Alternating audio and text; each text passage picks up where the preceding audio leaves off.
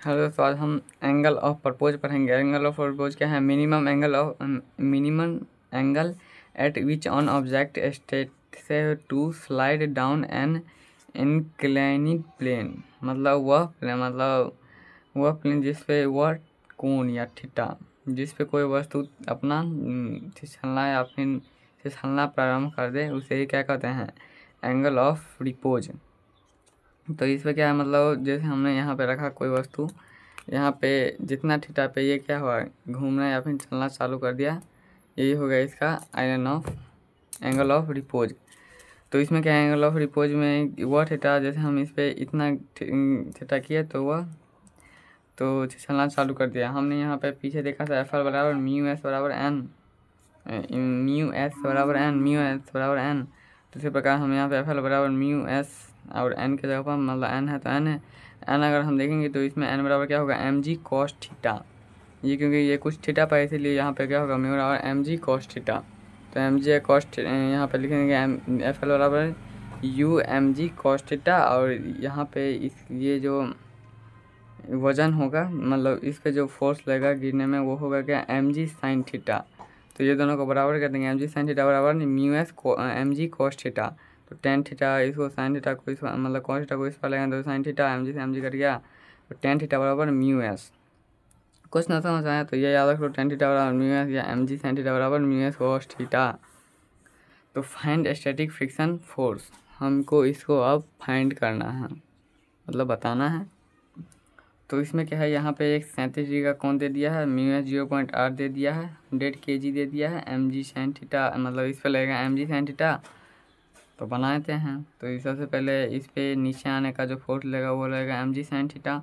तो एम कितना है, 1000 गुने साइन थीटा, साइन 37 डिग्री का मान 3/5, तो ये होगा 600 न्यूटन। और एफ एल क्या होगा, mu s N to N. तो म्यू एस कितना है, 0.8 यहाँ पे दे दिया है। और सबसे पहले हम कर लेंगे कि मतलब म्यू एस निकालेंगे, मतलब म्यू एस और एन के जगह पे एम जी कॉस थीटा। तो कितना हो जाएगा, 640 न्यूटन। तो 640 न्यूटन है इसे एफ एल मतलब रुकने वाला, और 600 न्यूटन से यह नीचे मतलब खींच रहा है, मतलब पृथ्वी खींच रहा है।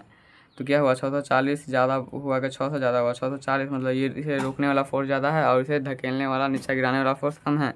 ये क्या जो है स्टैटिक हो जाए, स्टैटिक मतलब यह हो, मतलब स्टैटिक मतलब वो वहीं रहेगा, और ये जो फोर्स लगेगा इस पर 600 न्यूटन का ही फोर्स लगेगा। ऐसा ही क्वेश्चन और आगे भी बनाते हैं। तो कुछ यहाँ पे भी कुछ यहाँ पे थीटा दे दिया है, तो यहाँ पे एम जी साइन थीटा बराबर 80 न्यूटन निकल जाएगा। म्यू एस निकालेंगे तो ये हो जाएगा 12 न्यूटन। मतलब इसे रोकने वाला कितना हो गया, 5 से 2 20 20 दिया 60 60 5 12 5 60, तो 12 न्यूटन हो गया। तो हमें यहाँ पे टेंशन मतलब इस पे जो है 12 न्यूटन इसे रोक रहा है, इस डिब्बा को 80 न्यूटन से यह नीचे गिर सकता है। तो 12 न्यूटन में से 80 घटा देंगे तो कितना हो जाएगा, 68 न्यूटन क्या है, टेंशन है।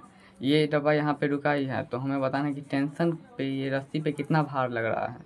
तो 68 न्यूटन, क्योंकि 12 न्यूटन तो वो रोक ही, मतलब ये जो स्लाइड है म्यू एस जो है, मतलब ये खुरदुरापन जो है यहाँ पे, वो उसे 12 न्यूटन के फोर्स से रोक रहा है। 80 न्यूटन के फोर्स से वह नीचे गिर सकता है, तो वह गिर नहीं रहा है, इसका मतलब क्या, टेंशन पे भार लग रहा है। तो टेंशन लग रहा है कितना, 68 न्यूटन। इसी प्रकार हम यहाँ पे अगर देखेंगे तो यहाँ पे कुछ एफ एल कितना दी, म्यू एस बराबर 0.3 दिया है। तो यहाँ पे क्या है, बराबर 6.67। देखो यहाँ पे 20 न्यूटन है, तो इसमें एम जी कितना लगेगा, 200 न्यूटन। म्यू एस हमें दे दिया 0.3, तो 200 बराबर 0.3 फोर्स, मतलब फोर्स कितना लगेगा उससे ये हो गया 0.3 फोर्स से गुना कर दिया। फोर्स बराबर क्या होगा, 2000/3, मतलब 666, मतलब 666.66 न्यूटन का फोर्स। इसे हम कैसे निकालेंगे, सिंपली हमें म्यू एस दिया होगा और न्यूटन मतलब नॉर्मल रिएक्शन कितना लगेगा, नॉर्मल रिएक्शन तो जितना फोर्स देंगे उतना ही लगेगा, तो उससे हम उतना से गुना कर दिए। जैसे हम mu into N normal reaction मतलब म्यू एस इंटू एन करते हैं ना, वैसे म्यू एस इंटू एन के जगह पर कहाँ ये कौन है, फोर्स है, जितना जोर से फोर्स लगेगा उतना ही नॉर्मल रिएक्शन लगेगा, इसलिए आपसे हम गुना कर दिए हैं।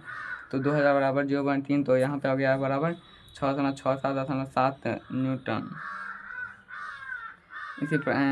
तो ये क्वेश्चन नंबर अगला क्या है, यहाँ पे रेस्ट में है, ये पता है म्यू एस 0.6 है, तो एफ एल हम निकालेंगे तो कितना होगा एफ एल, 0.6 इंटू 50√3 cos 30 50√3 तो 51 न्यूटन से वह मतलब रोक रहा है इसको। 50 न्यूटन से यह आगे जाने की कोशिश करेगा। तो बड़ा कौन है? 51 न्यूटन। तो ये विपरीत आवर्तक दिशा में मतलब वह यह रेस्ट में रहेगा और इस पर 50 मीटर का नॉर्मल डायरेक्शन से फोर्स लगेगा। यहाँ पे क्या है? 60 डिग्री का कोण दिया हुआ है, T1 दिया हुआ है। यहाँ पे मतलब टेंशन का भार टेंशन निकालना है और इसमें FL हम मतलब μs 0.2 जिसमें सब चीज़ ये दिया है, सिर्फ निकालना है। तो वैसे ही जैसे यहाँ पे निकाले वैसे ही यहाँ पे भी निकालेंगे। यहाँ पे अगर बात यह है कि अगर यहाँ पे μs अगर 0 हो जाए ना तो कोई इतना दुनिया का कोई पावर नहीं है कि ये इसे यहाँ पे रोक सके। कितना भी फोर्स लगाओगे तो ये नीचे गिर ही जाएगा। अगर μs 0 रहे तो 0 नहीं है, यहाँ पे 0.8 है तो हम फोर्स लगा ही सकते हैं, तो लगाएंगे सिंपली। जैसे यहाँ पे किया वैसे ही यहाँ पे करेंगे। और अगर हम इसका ग्राफ बनाएं FL बराबर μs into n normal reaction का, तो यहाँ पे μs 0.4 दे दिया है और नॉर्मल रिएक्शन मतलब 10 kg का है, तो नॉर्मल रिएक्शन सिंपली 100 kg लगेगा। तो 100 गुने 4 बराबर 40 न्यूटन हो गया।